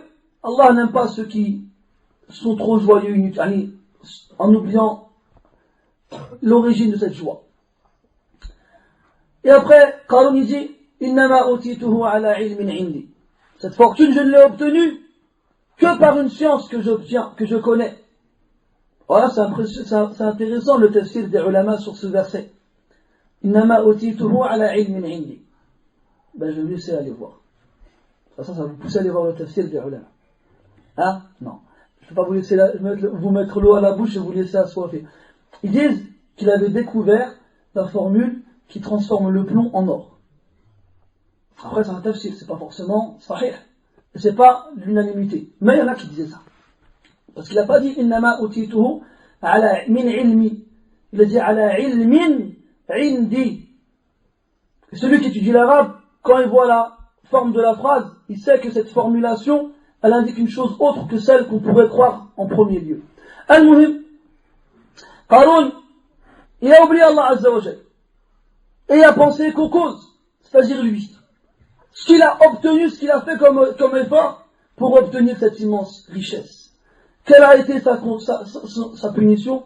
فَخَسَفْنَا بِهِ وَبِدَارِهِ الْأَرْضِ. Il fut englouti ainsi que sa demeure dans la terre. فَخَسَفْنَا بِهِ وَبِدَارِهِ الْأَرْضِ. Naam, nous n'appelons pas au chômage longue durée, à l'inactivité complète. Hein? Le croyant, il doit être fort. المؤمن القوي أحب إلى الله من المؤمن الضعيف وفي كل عفوا خير. Le croyant fort, il est préféré auprès d'Allah que le croyant faible. Et dans les deux, il y a du bien. واليد العليا أفضل من اليد السفلى. Et la main du dessus est meilleure que celle d'en bas. Le croyant, il doit être responsable et il doit être, avoir sa dignité et être capable de lui-même de travailler, de pouvoir subvenir à ses besoins et de pouvoir être une charge pour la société. On est d'accord avec ça. Mais si on arrive dans l'extrême où on oublie que c'est Allah Ta'ala qui donne et qu'on croit que c'est nous qui sommes les causes, qui faisons les causes et qui sommes les causes de ce qui nous arrive, c'est une erreur. Ensuite, on a Adam al-Rida bil qada wal qadar. Ça c'est très important ça aussi. La détermination d'Allah, la détermination divine et le décret divin. Ce qu'on appelle la prédestinée, si vous voulez. Et là, franchement, mes frères, allez nasiha. اتركوا الحديث في هذا الباب. قال السلف: القدر سر الله فلا تبحثوا عنه. القدر, la prédestinée, c'est le secret d'Allah. Ne cherchez pas après. Regardez dans les hadiths et vous trouverez très peu de hadiths dans lesquels on voit les sahaba radiyallahu anhum interrogés à ce sujet. Voilà, il y a des frères, ils demandent des questions concernant la prédestination, le décret. Comment toi, tu poses des questions comme ça ici? Alors que, peut-être tu ne sais pas lire le bas de le ta. Ikhwan, ici, dans Arkanul Iman, il y en a 6. Et si le dernier, c'est Al-Qada ou Al-Qadar, le décret et la prédestinée, ce n'est pas pour rien. Ce n'est pas pour rien. Et sachez qu'un des premiers groupes égarés, c'est le Qadariya. Et ils ont commencé à se faire connaître alors que certains sahaba étaient encore vivants, comme Abdullah ibn Umar, radiyallahu anhuma. Et il a montré l'animosité qu'il a vis-à-vis d'eux, dans le fait qu'ils rejetèrent la foi dans ce pilier. Et cette taïfa, elle a des différents groupes. Ce n'est pas ici qu'il faut en parler, voilà qu'il y a ikhwani. Faites très très attention à cela. Parce que vous prenez des éléments comme si à droite et à gauche sur la prédestinée. Mais vous n'arrivez pas à les comprendre. Parce que c'est normal, il vous manque plein d'éléments. Et après, quand tu étais en primaire, tu apprenais les soustractions avec ta maîtresse, ou avec ton maître, il te disait quoi? 3 moins 4, c'est impossible. Ça, on est là. Vous n'avez pas été en primaire? Je sais pas, ils ne me répondent pas. Il nous dit 3 moins 4, c'est impossible. En gros, tu ne peux pas avoir moins 1, pas de chiffre négatif. Tu arrives au collège, en 6e, ou je ne sais plus quelle classe. On te dit, en fait, vous vous rappelez en primaire, quand le 3 moins 4, c'est impossible? Eh ben, c'est pas vrai. Mais quand vous étiez trop petit, et pas encore assez évolué dans cette matière, on vous a fait apprendre les choses petit à petit. Et ben là, c'est la même chose. C'est pareil. Il y a des choses qu'on ne peut pas comprendre dès le début. Mais ces choses-là, on les comprend comment? Plus on étudie dans l'Aqidah, et qu'on suit les étapes qui nous ont été tracées par les savants, quand on arrive à ce bab-là, tout est clair. Et même s'il y a des choses qui restent un peu floues et confuses, c'est beaucoup moins que ce que tu as toi quand tu arrives et tu ouvres n'importe quel livre et tu lis dedans. On peut faire extrêmement attention à cela. Ça peut être une porte vers l'égarement. Il y a des gens donc qui ne sont pas satisfaits de ce qu'Allah il détermine, ce qu'Allah Ta'ala il leur prédestine. Et dans le Coran, Allah Ta'ala dit Ma asaba min musibatin fil ardi wa la fi anfusikum illa fi kitabin min qabli an nabra'aha inna dhalika 'ala Allah yasir likay la ta'saw 'ala ma fatakum wa la tafrahu bima atakum wallahu la yuhibbu kulla mukhtalin fakhur. Allah Ta'ala dit il n'y a pas une catastrophe qui arrive sur terre ou en vous-même sans qu'elle ne soit dans un livre avant qu'elle n'ait été créée, cette catastrophe. Certes, cela pour Allah est simple, afin que vous ne soyez pas attristés pour les choses qui vous ont raté, et que vous n'éprouviez pas trop de joie pour les choses qui vous ont atteintes. Ça veut dire quoi ce verset?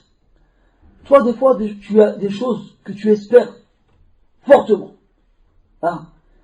Tout comme il y a des choses que tu crains fortement.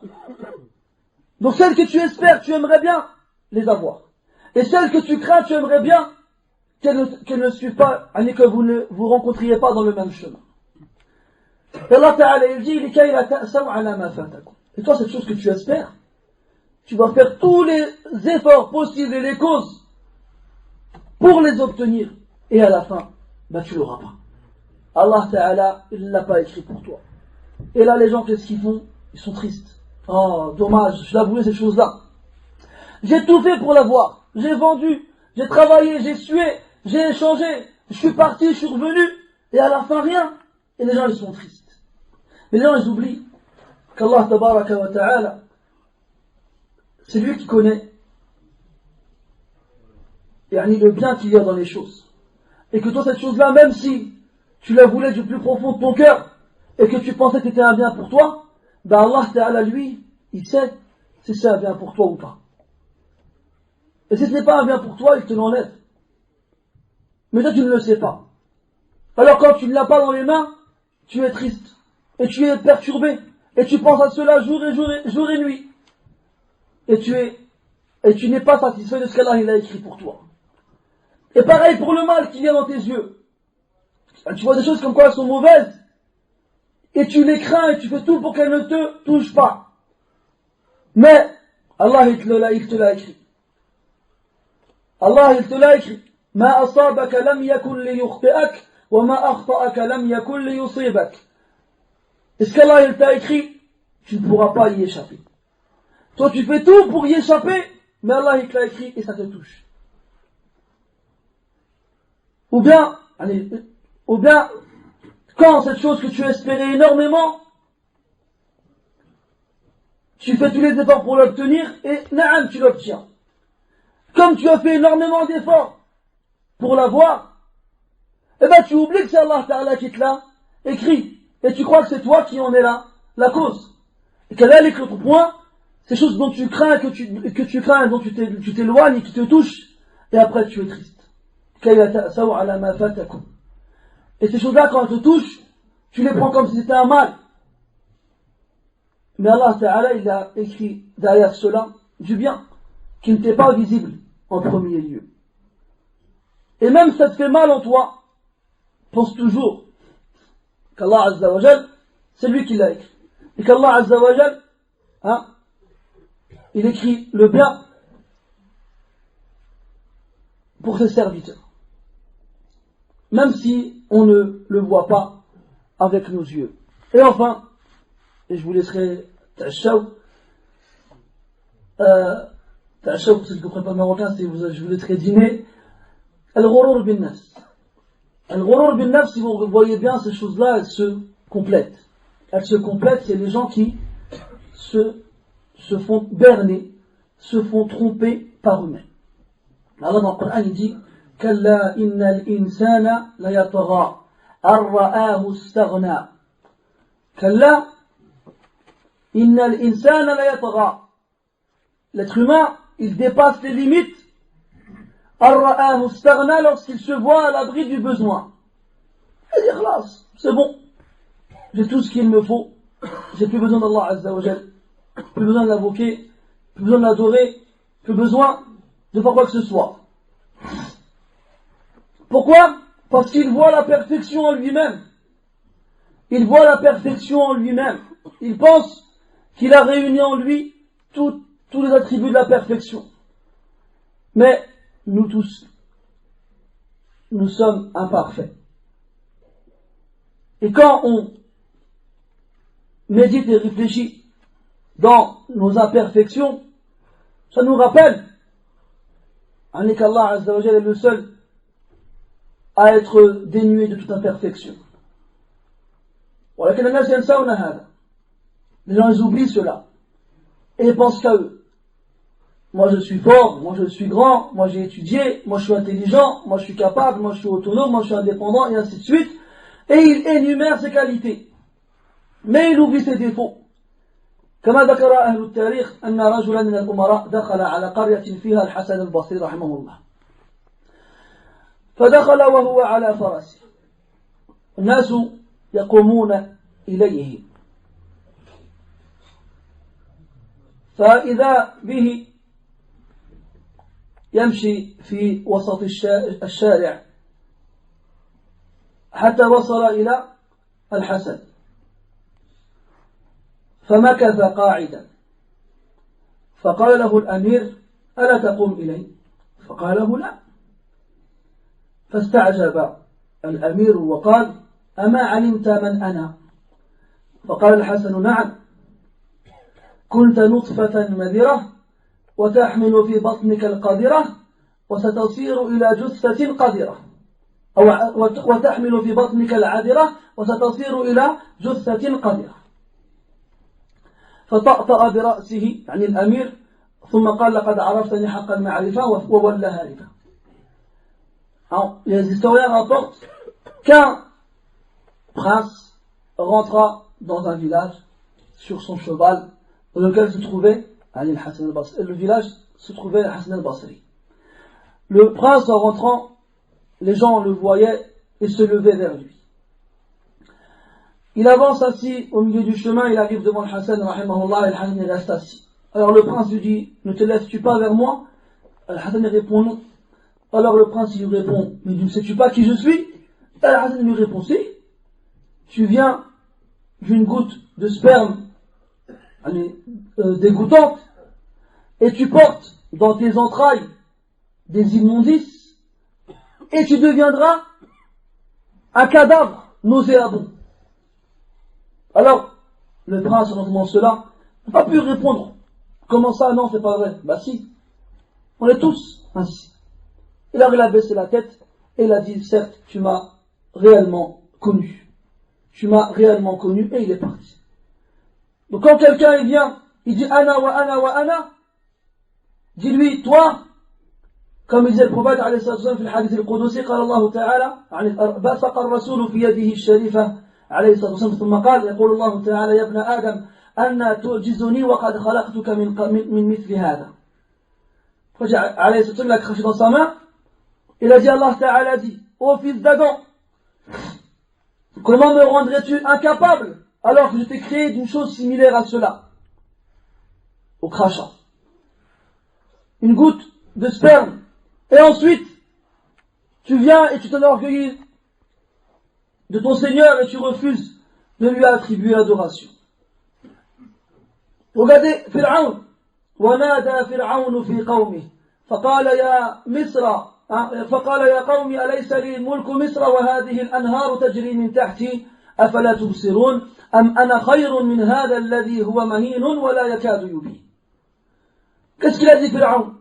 Il a appelé son peuple, il leur a dit, oh mon peuple, n'ai-je pas la royauté de l'Égypte et ces fleuves coulent en dessous de moi? Ne voyez-vous pas? Ne suis-je pas meilleur que celui qui n'est pas visible? أم أنا خير من هذا الذي هو مهين ولا يكاد يبين. Ne suis-je pas meilleur que celui qui est invisible et qui n'est pas voyant? Allah Azza wa Jalla. Donc il s'est senti meilleur qu'Allah Azza wa Jalla. Et regardez son kibr, son orgueil jusqu'où il a été, jusqu'à la mort. Quand il s'est retrouvé au milieu de la mer, qui s'était donc séparée, en combien de parties? Ah, je suis dans la mosquée d'Abonnet, c'est normal. Al-Muhim, parce que des fois, je suis dans une mosquée, j'entends tout et n'importe quoi. 123, 72. Al-Muhim, il s'est retrouvé donc entre les parois de la mer qui s'étaient ouvertes, et donc la mer retourne sur lui, et qu'est-ce qu'il dit? Hein? حتى إذا أدركه الغرق قال آمنت أنه لا إله إلا الذي آمنت به بنو إسرائيل وأنا من المسلمين. Est-ce qu'il a dit لا إله إلا الله? لا, il n'a pas dit. Au lieu de dire لا إله إلا الله, il a dit آمنت أنه لا إله إلا الذي آمنت به بنو إسرائيل. Quand il a vu la mer se renfermer sur lui, il a eu un déclic. Il a dit, je crois en celui أنه لا إله إلا الذي, qu'il n'y a pas d'autre divinité que celui en qui a cru les fils d'Israël. Même dans ce moment de détresse extrême, il a refusé de s'humilier jusqu'au point de dire la ilaha illallah. Et Jibril alayhi salam, comme rawahu Ahmed, il a foncé au fond de la mer et il a pris une poignée de la boue qu'il y avait au fond et il lui a rempli la bouche avec. La bouche de Pharaon. Il a dit khashitu an tudrikahu rahmatullah. Il a dit j'ai eu peur que la miséricorde d'Allah ne l'atteigne lorsqu'il a dit cela. Dire malgré son orgueil, du début jusqu'à la fin, Jibril alayhi salam a craint qu'Allah ne lui fasse miséricorde pour cette parole qu'il venait de dire. C'est azim ça. C'est comme dans Surat al-Buruj, quand Allah nous raconte l'histoire de Ashab al-Ukhdud, les gens des fossés, qui ont été torturés, dans lesquels on a allumé un feu, et qu'on a fait passer les uns après les autres. Allah ou bien le roi. Allah, allez saute, suivant, Allah ou bien le roi. Et ils sont restés fermes sur leur foi. Et après Allah Ta'ala il dit إن الذين فتنوا المؤمنين والمؤمنات ثم لم يتوبوا فلهم عذاب جهنم ولهم عذاب الحريق. C'est ceux qui ont torturé les croyants et les croyantes et qui ne se sont pas repentis par la suite, ils auront le châtiment de la géhenne et ils auront le châtiment de la fournaise. Ajib. Al-Hasan dit Allahu Akbar. Al-Hasan al-Basri dit عذبوا أولياءه وحرقوه ثم يدعوهم إلى توبته. Il dit, ils ont torturé les alliés d'Allah et ils les ont brûlés et malgré cela Allah il les appelle à ce qu'ils se repentent. Allahu Akbar. Tu vois, plus tu connais Allah à travers les versets du Coran et les hadiths du prophète à travers bien entendu les paroles des plus prédécesseurs et des savants de l'islam, et puis tu te rends compte à quel point Allah Ta'ala il est immense et ce n'est qu'une goutte dans un océan. Al-Muhim, donc tous ces points-là, le dernier, Al-Ghurur bin Nafs, c'est moi, c'est en voyant sa faiblesse, en voyant son incapacité, en voyant ce qu'on représente. Ya akhi billah, allez, quand tu prends l'avion, tu es devant l'hublot, est-ce que tu vois quelqu'un? Tu vois pas les gens, ils sont trop petits, tu es dans le ciel. Tu dis ajib. Un être humain comme moi, il est insignifiant quand je suis à quelques mètres d'altitude. فَكَيْفَ بِالرَّبِّ جَلَّ وَعَلَى. Que dire alors du Seigneur de l'univers, celui qui t'observe à chaque seconde de ta vie, qui entend chaque parole que tu dis et qui voit chaque acte que tu accomplis. Et toi tu l'oublies. وَفِي كُلِّ شَيْءٍ لَهُ آيَةٌ تَدُلُّ عَلَى أَنَّهُ واحد. Et il y a dans toute chose un signe qui montre qu'il est unique. Quand tu veux désobéir à Allah, regarde autour de toi. Regarde les nuages, regarde le ciel, regarde les arbres, regarde le sol, les fourmis, regarde tes mains, regarde tes doigts, regarde ta peau, regarde tout. Tu dis, ah, subhanallah. Celui qui a fait tout ça, moi je vais lui désobéir. Et ça va te calmer. Et ça va te calmer, ça va dire, oh là là, je ferais peut-être mieux de me calmer. خلاصة القول إخواني الفضلاء, conclusion mes chers frères, le tawhid c'est la vie du croyant. Et le tawhid c'est ce qui t'ouvre les portes de la joie et de la félicité éternelle, ici-bas dans l'au-delà. Et le shirk c'est la pire des injustices. Et c'est ce qui ouvre la porte au tourment éternel et au châtiment qui ne se finit jamais. Donc pourquoi remplacer la joie et la félicité éternelle par les tourments et la tristesse qui ne finit jamais? Lèche. Et donc là on comprend pourquoi Hudayfa ibn Yaman radiyallahu anhu dit au prophète alayhi salatu wassalam, il interrogeait sur le mal, alors que les gens interrogeaient sur le bien. Il disait pourquoi? De peur à ce qu'il ne me touche. Et le prophète alayhi salatu wassalam demandait à Allah la protection contre le fait de tomber dans l'association. Et Ibrahim alayhi salam, qui a lui-même détruit les statues, et qui a été torturé pour cela, et qui fut par un signe parmi les signes d'Allah Azza wa Jal, lorsqu'il fut sauvé du feu qu'il allumait pour lui, il dit après avoir construit la Kaaba, وَجُنُوبْنِي وَبَنِيَّ أَن نَعْبُدَ الْأَصْنَامِ. وَجُنُوبْنِي وَبَنِيَّ أَن نَعْبُدَ الْأَصْنَامِ. Et préserve-moi ainsi que mes fils, ou bien ma descendance, d'adorer les statues. Ibrahim, imam al-Hunafa, alayhi as-salatu was-salam. Donc ne te dis jamais, c'est vrai ici il n'y a pas de tombeau, c'est vrai ici il n'y a pas de statue, c'est vrai ici il n'y a pas de choses flagrantes avec lesquelles tu pourrais faire du shirk. Mais le shirk il a des anwa', le shirk il a plusieurs catégories. Il y en a qui sont visibles, d'autres qui sont cachés. Et parmi celles qui sont cachées, il y a al-riya, l'ostentation. Le prophète disait alayhi salatu wassalam, akhwafu ma akhafu ala ummati ash-shirkul khafi. Ce que je crains le plus pour ma communauté, c'est l'association cachée. Dans une riwaya al-riya, l'ostentation.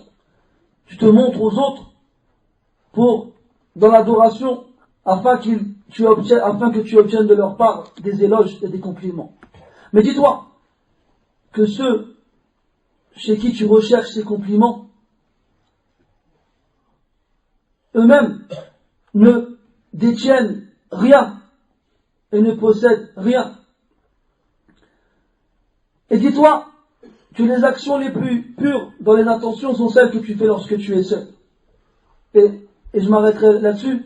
Ali ibn al-Husayn al-Ma'rouf bi Zayn al-Abidin rahimahullah كان يخرج ليلا فيضع أكياس من الطعام أمام أبواب الفقراء والمساكين حتى تطلع الشمس فيخرجون من بيوتهم ويجدون هذه الأكياس ولا يعرفون من تصدق بها عليهم. وهذا خلال سنوات حتى مات علي بن الحسين رحمه الله فوجدوا أن هذه الأكياس غائبة ففهموا أن الذي كان يتصدق عليهم علي بن الحسين حتى قالوا ما فقدنا صدقة السر حتى مات علي بن الحسين. Les historiens ils rapportent que Ali ibn al-Husayn rahimahullah, le petit-fils de Ali ibn Abi Talib radiyallahu anhu, remplissait des sacs de nourriture et les posait devant les portes des pauvres la nuit, sans que personne ne le voie. Et le matin, lorsque les pauvres sortaient de chez eux, trouvaient les sacs, et ils cherchaient qui c'est qui leur a fait cette aumône, et ils ne trouvaient pas. Ils ne savaient pas c'était qui. Toute leur vie, enfin toute sa vie à lui. Car quand il mourut, le matin, ils ouvraient leurs portes, et les sacs n'étaient plus là.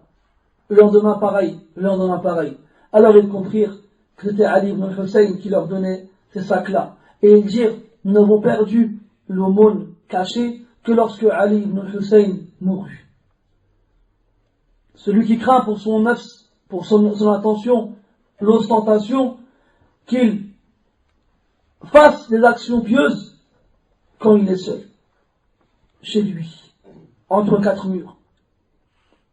Et il y avait Abu al-Aliya, rahimahullah, qui disait, si je pouvais me cacher de mes deux anges pour faire une adoration que seul Allah Ta'ala sait de moi, je l'aurais fait. Mais il ne peut pas le faire. Regardez jusque les salafis allaient.